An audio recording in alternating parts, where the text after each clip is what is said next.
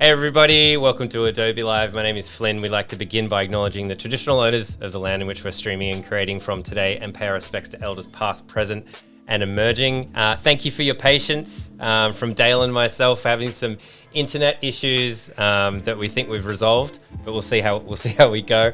Thanks chat, thanks everybody for hanging out and waiting for us to get started. We've got a really great session, so I promise it's worth the wait.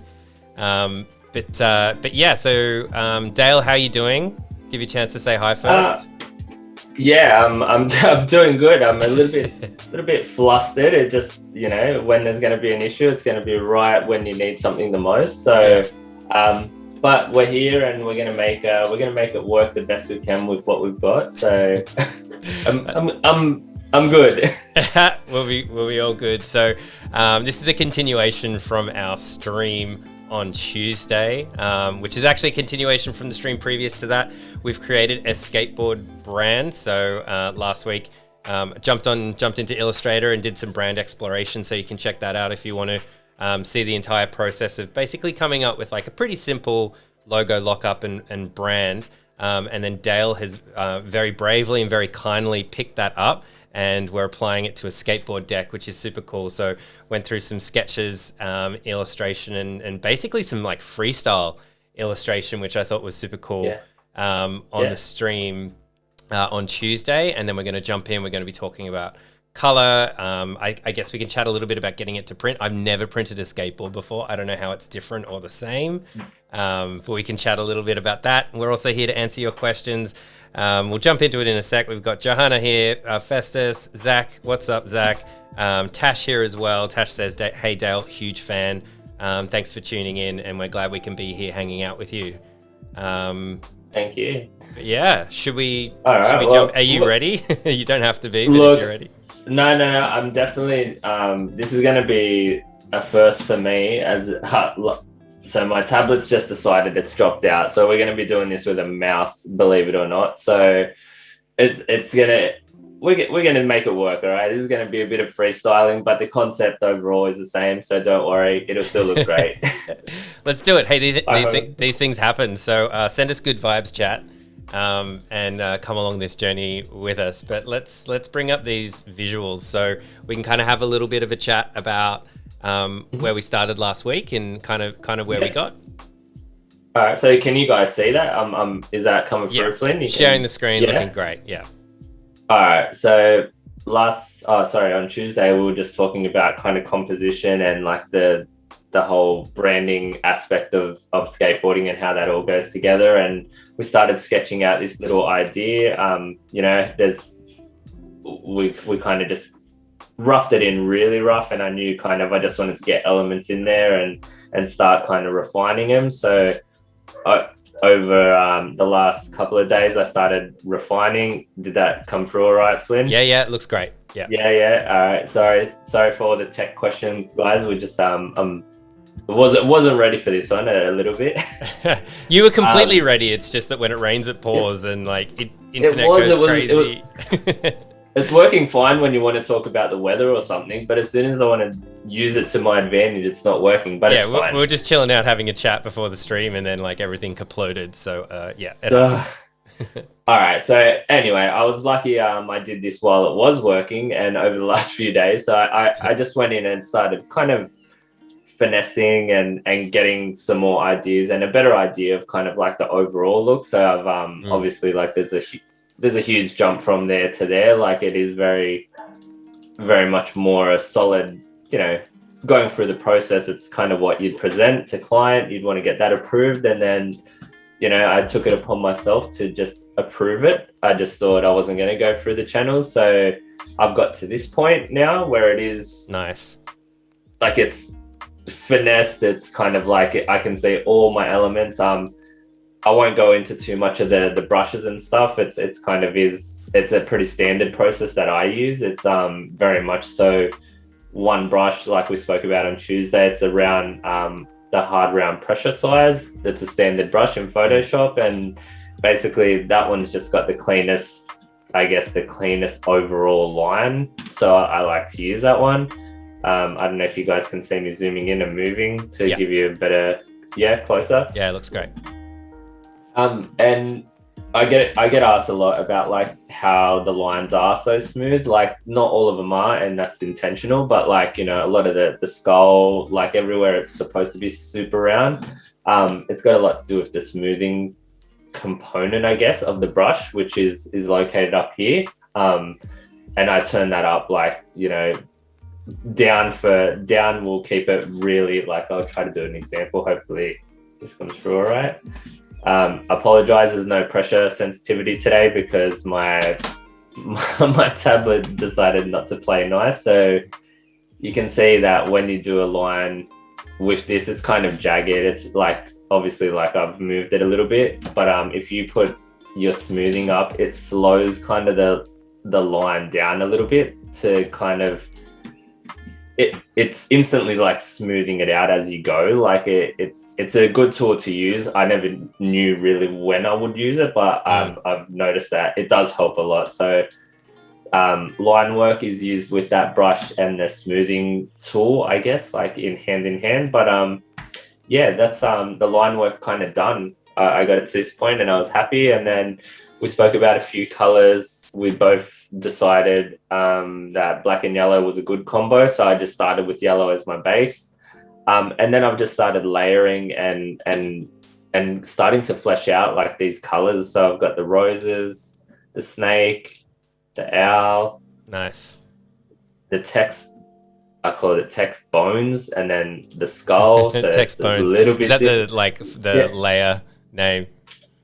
Yeah, it's called text bones, and it's clearly what's. Yeah, it's underneath what Flynn created. So it's, you know, I've got it to this point where I'm pretty happy, and I think we can just continue coloring and getting some feedback from the guys. Like I said, this is going to be kind of. This is it. I don't want to be that guy, but I've not used the mouse for so long. Like I've relied so much on my tablet that this is going to be the most exciting thing I've done in years. This is awesome. Hey, I've got a question about the pressure sensitivity stuff before that you were talking about. Oh no, yeah. No, you don't have to demo anything. No, you were talking about the sensitivity and, like, you know, when you want the smooth lines compared. But when you're sketching, do you have the smoothness all the way up, or do you change it around depending on what you're trying to draw? Yeah, so for that initial sketch, it's the smoothing's off because it does slow the brush down a little bit, like depending on how high it is. So it can like be a bit troublesome when you're trying to just rough at a quick speed. At this point where it is finished art and you want it to be a little bit more, I guess, fine-tuned and finessed, it is kind of more necessary in my opinion. So I don't alter it too much while I'm working, but yeah, it's worth like playing around with it and really seeing the difference in what you do. So I definitely, I think it's something that people should definitely consider when they're doing their line work, just to make it a bit crisp, you know? Yeah. Yeah. All right. So I'm gonna continue like coloring, and with the mouse, I'm gonna do it like with the lasso tool. And I'm gonna highlight these areas that I want to color. So I'm not using the brush tool. And as you're doing that, I love this, like forcing you to kind of do it in a different way, like, and still creating the artwork. So this is really cool. We couldn't have planned this better. No, this is proof that there's a method to get to a finished result, no matter how you want to do it. So this is for all the people that don't have tablets and are using a mouse. Maybe this is the class for you. This is the session for you. A lot of people give me feedback on the board, just saying like it looks awesome. Zach's like, that's fire. Nix is saying amazing design. Johanna sent me a private message saying, I get this deck as is. No need to mess with it more. This is awesome. Well, I like that. Let's just let's pack it up then, because I'll do the same thing. Yeah, it's great. I'm feeling nervous. All right, so I'm trying to.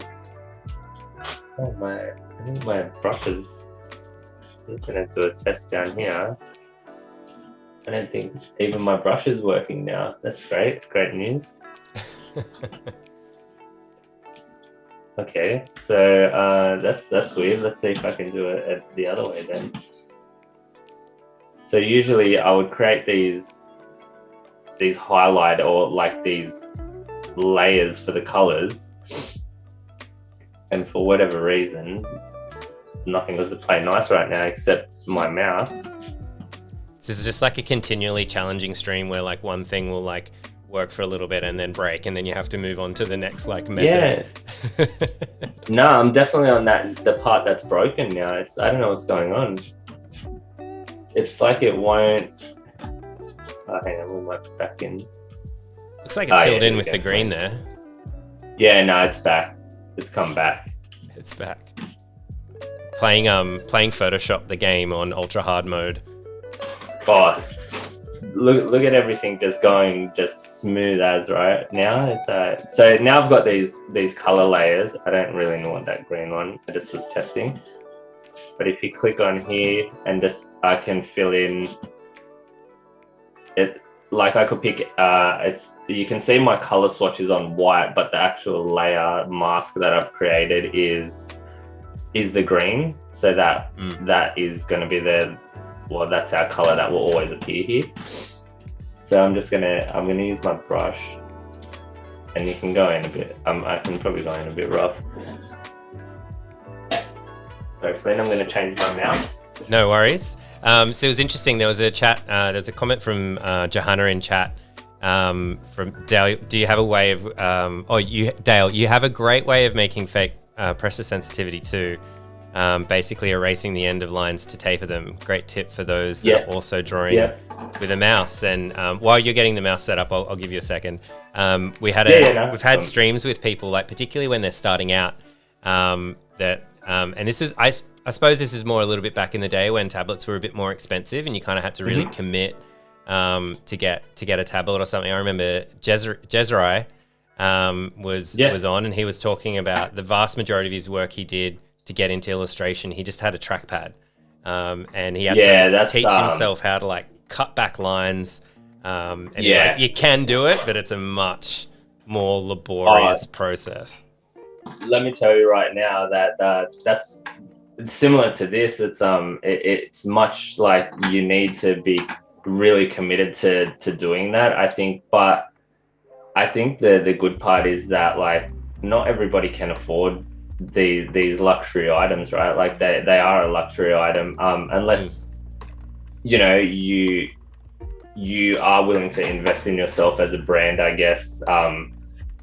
You kind of don't think about it either. You don't think of that being an option. But I know, like doing this now, like I couldn't do this all the time this way. It's to me, it's about time saving, like tools and things like that. So it's all about like what you got to work within your means, right? Like you can't tell someone, oh, you should do it with a tablet because that's the right way, because it's not. That's just another way to do it. So we're just going to color like this, and then like Johanna said, I can just go in rough, and you can do all your tapered with like cutting back and using the other tools to your advantage as well. The tablet's just one way of creating, I guess, but the mouse is much harder, I'll tell you that much. Yeah, it's a good thing you've got like backup peripherals and stuff sitting around. I've got boxes and boxes of stuff, and I never need them, but then every now and then something will break and I'll need to replace something quickly, and I'm like, oh, I'm really glad I have that cord or had that like spare mouse or spare keyboard or something. You never know when you're going to need it. I can't even tell you why I have a spare mouse. Like, why was that right behind me? I don't know. I was ready for this moment. You never throw it out now. No. So I'm just like, obviously this is it's going to be a bit more of a slow burn here, but you kind of get where I'm going here. I'm just like using these, like the lasso tool to do most of the legwork because it seems a quick way to color. Yeah. But like if chat wants to like chime in on what's a better process, please do, because I can only tell you that what I'd do in this situation is exactly this. But some people have used a mouse a lot longer than I have. That'd be interesting to hear if there's another approach. I'm pretty sure this is like akin to the way that Jeremy Lord does a lot of his artwork. Like he'll create his. Oh yeah. And I know he creates with like much thicker lines. So like he often like gravitates towards kind of like thick. It almost looks like Illustrator, like in that they almost can look vector a lot of the time, like really thick lines, because then he'll often go in and do this, and so he'll use the lasso tool, and because there are thicker lines, he's got a little bit more wiggle room. Not that he probably needs it, but he can work faster because it's thick lines. Well, that's kind of what that's probably my struggle right now, is that mine aren't that thick, to be honest. Like like maybe like underneath the skull and stuff, it would be okay, but at this point it's very much it's I'm not going to say it's a struggle, it's just that it's something I'm not completely like used to. So but the beauty of doing this way, I guess, and this has nothing to do with the tablet or the mouse, I'm creating these colors as shape as like layer masks, so they've got like their solid color, where if someone was to say they want the greens darker, I can switch all those greens without having to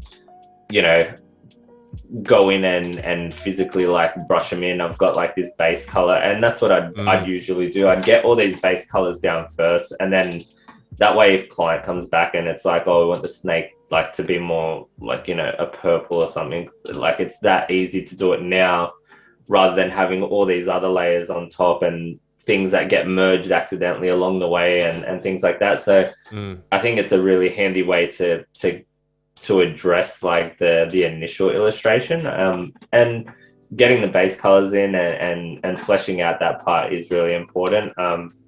So if I was to do like, again, I could work on the shading of the snake on a new layer.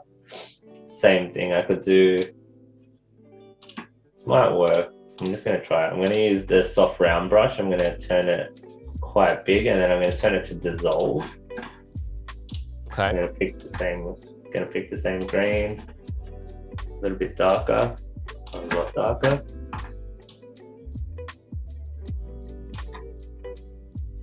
And then again, it like obviously I can cut back, or I can make my little mask already, make it a little bit neater.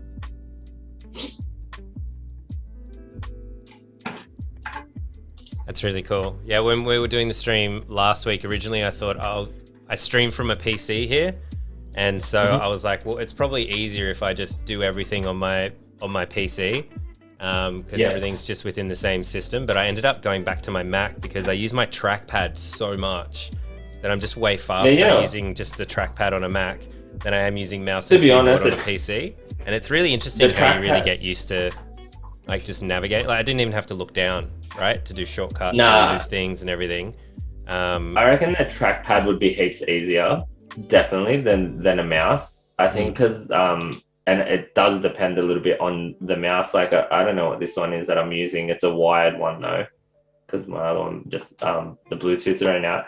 But I just find that like if the connection's not good or something, it starts being really hard to operate, I guess. Like it's jagged, it's a bit rough.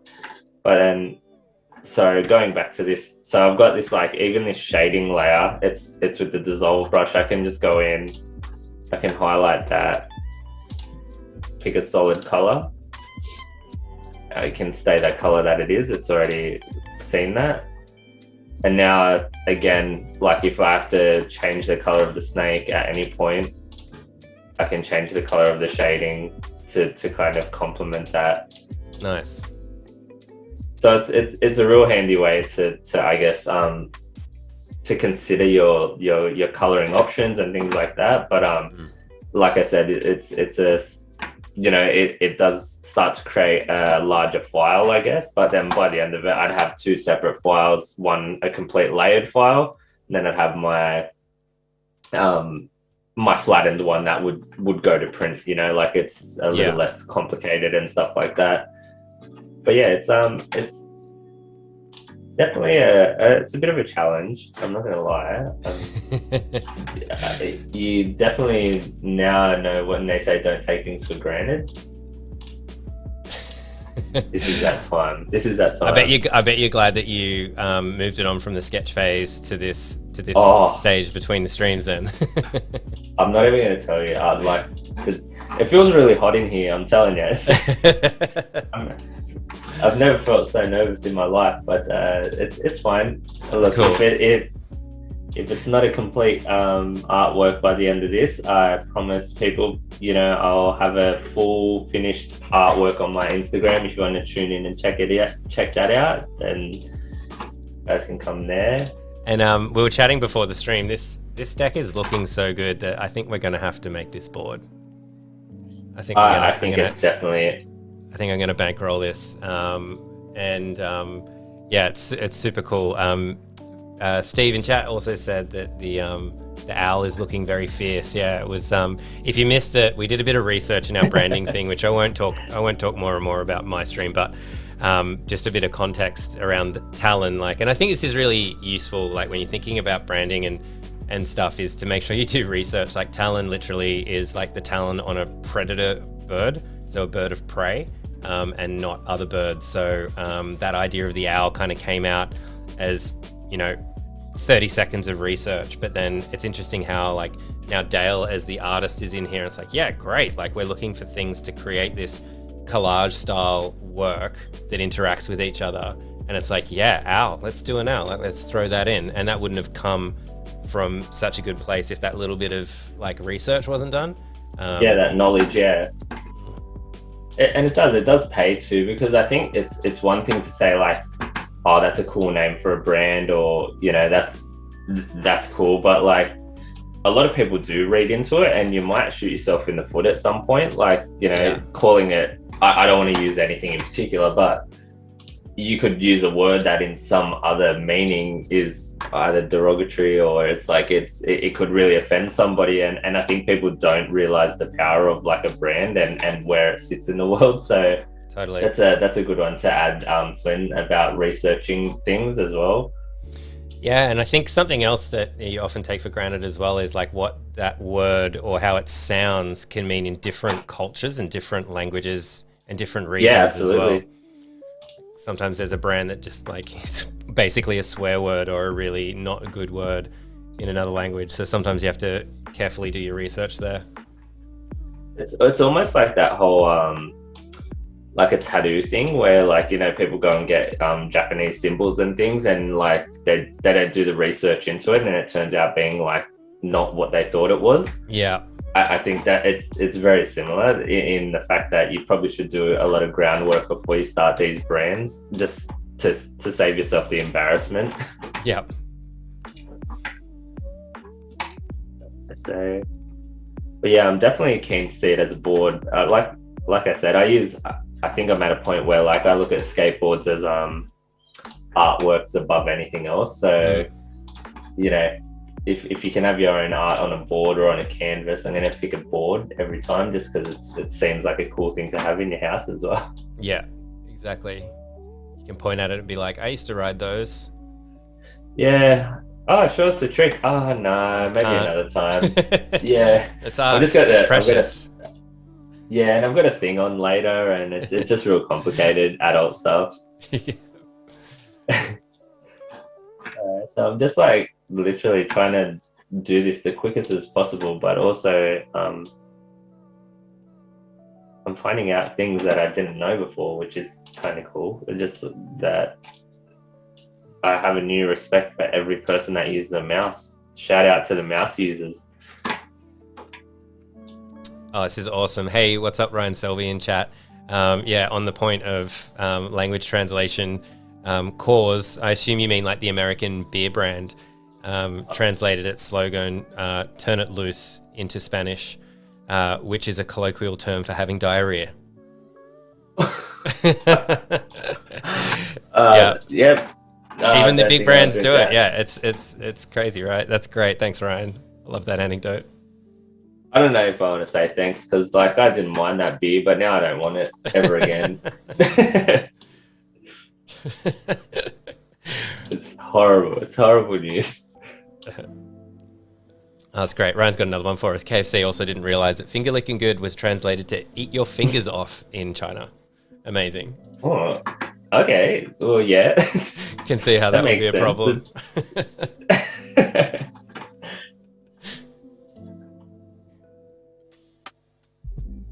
Eat Your Fingers Off is a good band name. It's I'm just thinking about the core things though. It's disturbing actually.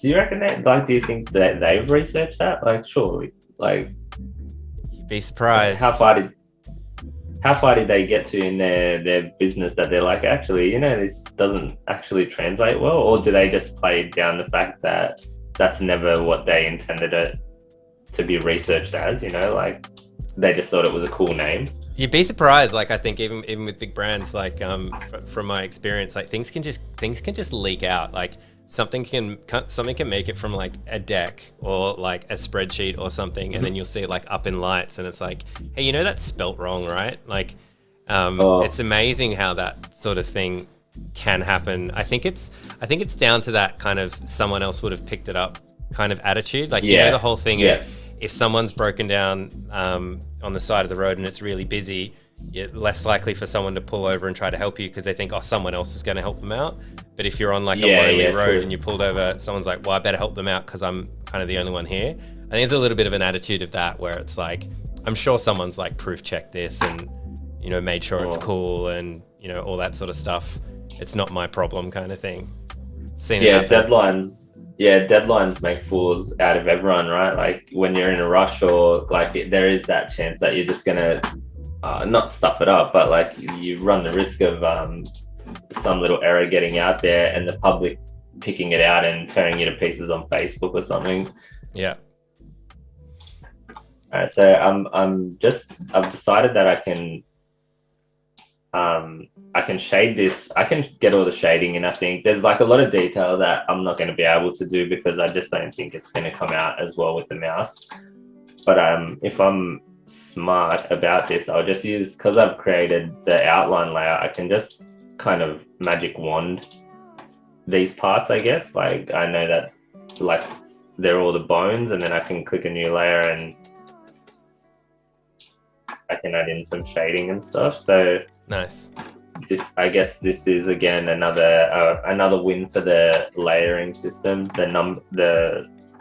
I guess just naming layers and having some clarity on what each layer is. I can just click on this.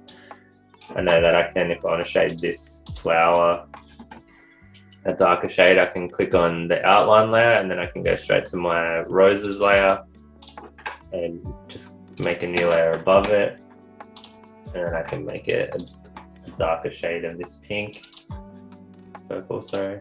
And that like shading, like very quickly, like just added like obviously like a lot of depth to what you've done. And I noticed that you didn't use, like, you're not using black or gray on the shading. Is that like, do you ever use black or gray on it, like for a colored piece? Because I've seen some people say like, you know, it's better to use color for the shading when it's colorful. And I've noticed you've done the same thing here. To be fair, I would still use a bit more black. Like maybe I might like, I don't know how I'm gonna show you, but if I keep grabbing my pen, it's heartbreaking. It's like you've got phantom limb syndrome or something, and you just go for your safe space. I've just been using the mouse the whole time, and I just like still pick up the pen like I want it to come to life. All right, get over it, Dale. It's fine.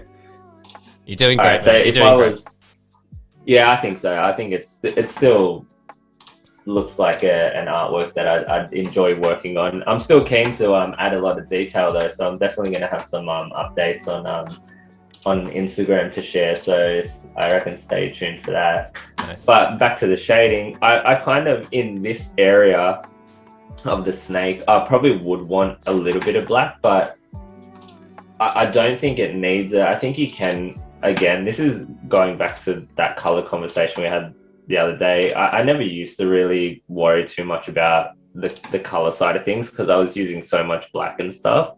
But I think you can now.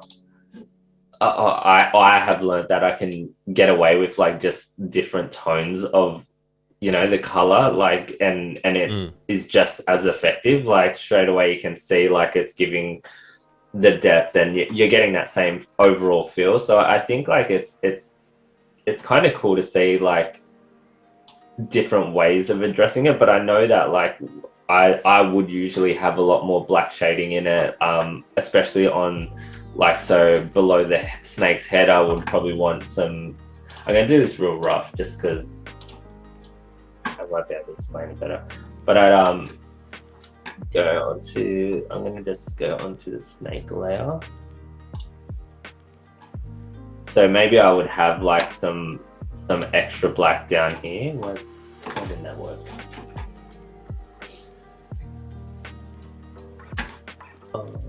Hello. Because it's all right. Let's just go above this layer. Got a question from Zach, which I'll pass on to you as well, but I'll answer it first. So would you say Photoshop is easy to learn and use? I'd say it's easy to learn and use, but hard to master.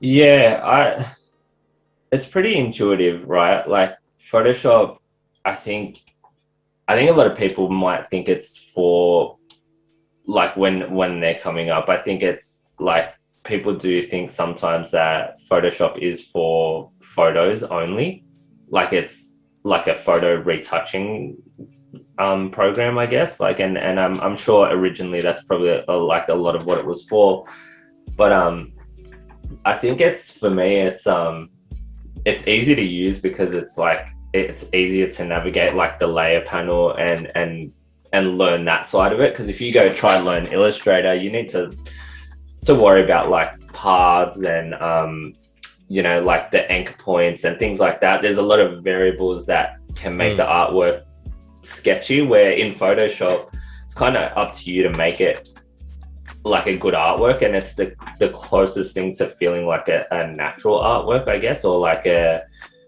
artwork drawn on paper to me. I don't know that I've ever tried to use any other app that does this the same, and you know, you stick to what works and what helps you out, and this is kind of it. Like I don't find that any part of it is difficult to understand. Like, you know, you want to draw with a brush, you press the brush tool. You want to select something, there's a selection tool, and it's all really straightforward. So I think it's quite easy to learn and master. I'd say master. Yeah, that's cool. And you've done streams with us before in Illustrator. Like, you're very proficient in Illustrator as well as Photoshop. Yeah. So yeah, just to let chat know as well. Like, definitely coming from, because often you'll have someone that, you know, they've just used all in Illustrator or all in on Photoshop or something like that, but Dale's used both quite extensively. So just a little bit of context for like where he's coming from when he's talking about that kind of thing. Yeah, I think they serve their purpose, and we've spoken about, I have spoken about it numerous times. I don't think one like outweighs the other. Like I've come to the realization that they both serve their purpose, and I think if you learn to utilize both, it's a real like good skill to have, I guess, because there's going to be times where clients do want things in like a vector format, and you know, this is pixel based, so you need to know which one is best for the project. So, you know, I guess it's just like I said before, you just need to work the best for the project and kind of what works best for you as an artist. But yeah, this is Photoshop's one of my faves. It's just easy. I'm really comfortable in it as well. Yeah. We got another question from Ryan Selvey. Thanks for the great question, Ryan. Just obviously, you know, hopefully most of you know Ryan as well, like amazing streamer, and creative, doing a lot of streaming on Behance. I often lurk in the back of your streams, so it's super cool to see you in chat. He's got a question for Dale. How do you manage to use such a bright background without it overpowering your subject? Oh, that's a good... I'm going to be completely honest with you, Ryan. I'm going to tell you exactly how I do it. I just don't apply any of the rules that I learned in school to much in life, right? Like I think right. I just do what I want, and I somehow it just ends up working. I don't want to sound like I'm being like I don't want to sound like I've got an ego and I can just pull it off because that's what I do. It's just, I think the more confident you are with just doing what you want and like not obeying that side of it, like, oh, you know, you should use contrasting colors, you should use like complementary. I don't know, if it doesn't look good or it doesn't feel good, then I don't want it. Like I don't want it in my artwork. And I don't know, I look at this and I'm like, well, the yellow is bright, so from a distance it draws you in, and then these other colors just help complement their individual pieces, you know, like the snake like draws you in because it's that bright green. It's I don't know, it's just a little bit of trial and error, to be honest, because I don't think I'm the master of anything. I truly don't. I think I just do exactly what I want. Like, and if it doesn't work, I'm gonna wait for someone to tell me it doesn't, because to me it looks good, and I think that's really important. You should like be proud about the art you create and kind of let it be yours for as long as you can. Yeah. I remember someone giving me advice a really long time ago, and they were talking about, well, I just do things until someone tells me that I can't, and no one's told me I can't yet. And I always really like that approach. There's a lot of truth in it, though, right? Well, if no one sees a problem with it, then why can't I? Like, you know, what's the, like, you know, some especially colors. I guess like a lot of people say, oh, you can't use those colors with that color. Like, I don't want to say where's the rule book, because there is a rule book. Like, you know, there are color books and color guides as an artist, but like, who said they are the deciders of that for me? Because maybe I think completely different, right? That's kind of cool. That's a good question. Yeah, nice. Yeah, Ryan said, number one rule, don't follow your rules. I like that. Yeah, I like that. I like Ryan. We've only got 10 minutes left, ladies and gentlemen. So if there's any more questions, now's the time to get them in while we're hanging out here with Dale. But yeah, this is looking awesome.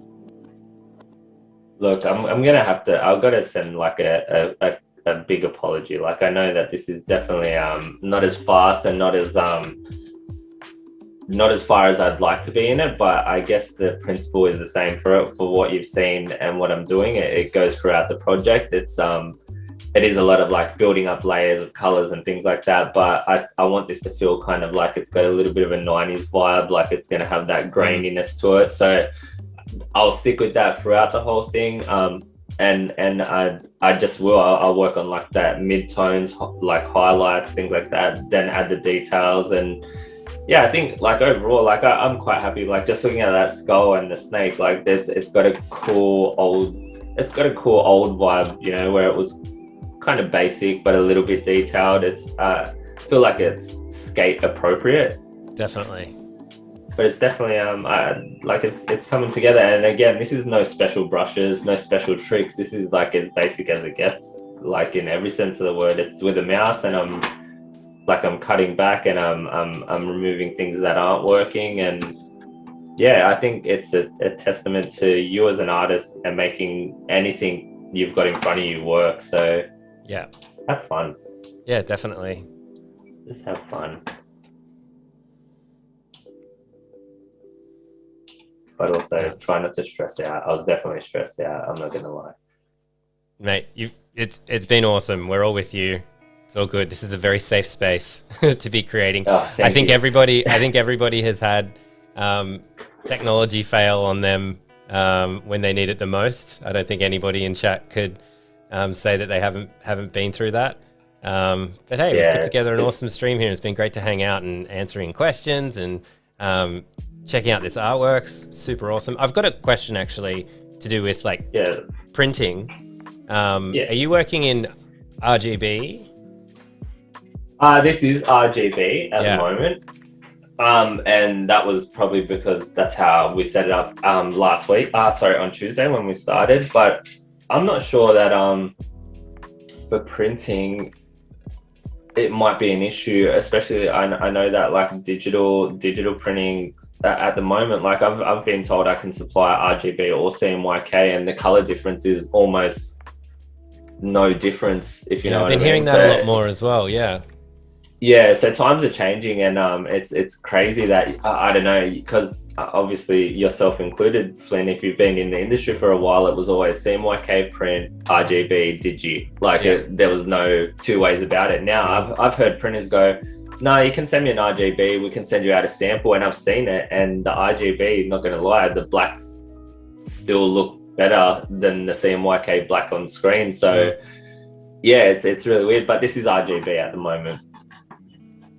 Yeah, because we threw in like midstream that we might print it. And just interesting to hear what would happen if a client said that, if they were like, cool, can you send it to us? Yep, it's all just going to be digital. And then they say, actually, we really like it. We want to throw it on a shirt, or we want to do a print poster for it. Like what happens then at that stage? I reckon you like convert it over, or do you help the client find a printer, or you're like, it's RGB, you sort it out. You should be right.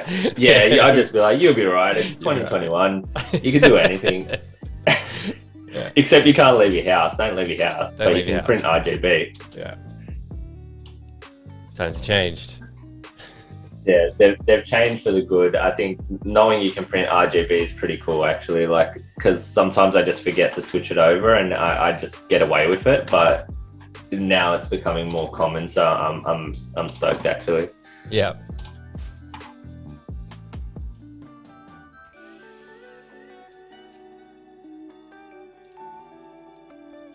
Just checking in with chat. Was there anything I missed? Great to see some new faces in here. So we go live twice a week here, usually from Sydney, and always from Sydney, because I'm in Sydney and I can't leave my house. But we bring in people from Asia Pacific. So if you're ever keen to join us, that's every Tuesdays and Thursdays from 12 p.m. Sydney time. So we go live at the same time every week. So if you want to tune in again and catch us, got a great bunch of sessions coming up. We've got a new guest, first fresh to Adobe Live, Jeremy Muir, who, funnily enough, will be using Illustrator. So for those of you out there that like to think about Illustrator versus Photoshop, we did a bit of Illustrator, but more for a branding skew last week to build up to this. Obviously, we've been covering Photoshop today, tablet supplied and tablet not supplied. And and next week we'll be jumping back into Illustrator. So if you're looking to pick up some tips and advice, you can tune in next week and hang out with us again. Steve is saying RGB printing is a thing in publishing in New Zealand. I did a lot of that. Yeah, cool. We know our stuff. We're pretty good. We're pretty good guys. We won't lead you astray. No lies. Thanks, Steve. Yeah, that's you just got to trust the process here, okay? Like, I know it might look like it's a little bit there's nothing happening, but there's definitely a lot happening here. No, for sure, it's all happening. But we are getting pretty much out of time. We are at the end of the stream. Well, I'm pretty okay with where we're at. So I'm going to just thank everyone for their patience and sticking by us in this very rough time. Mate, you've done a great job. It's all good. Like, this is incredible, and the show must go on, which is great. So we got to hang out, check out the artwork as well, because you already saw the artwork from where you took it from last time, but we haven't seen that either. So we got to dive in here. We had a good chat about colors, a little bit of printing. Nice to hang out with some new people as well. And man, this board is looking amazing.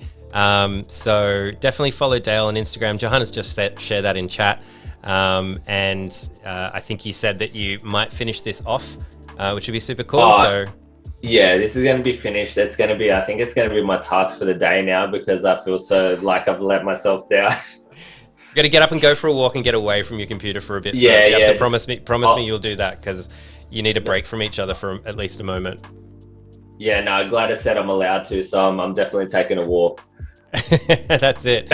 Take a break. It's been great, mate. Thank you so much. This board is looking awesome. Thank you so much for picking up from this this little brand that we've put together. I'm loving watching it. Thank you everybody in chat, and we hope you're all doing really well and staying safe and looking after each other. So thanks again, Dale. Thanks for everything today. Thank you very much, Flynn. Thank you. All right. See you, everyone. Have a great week.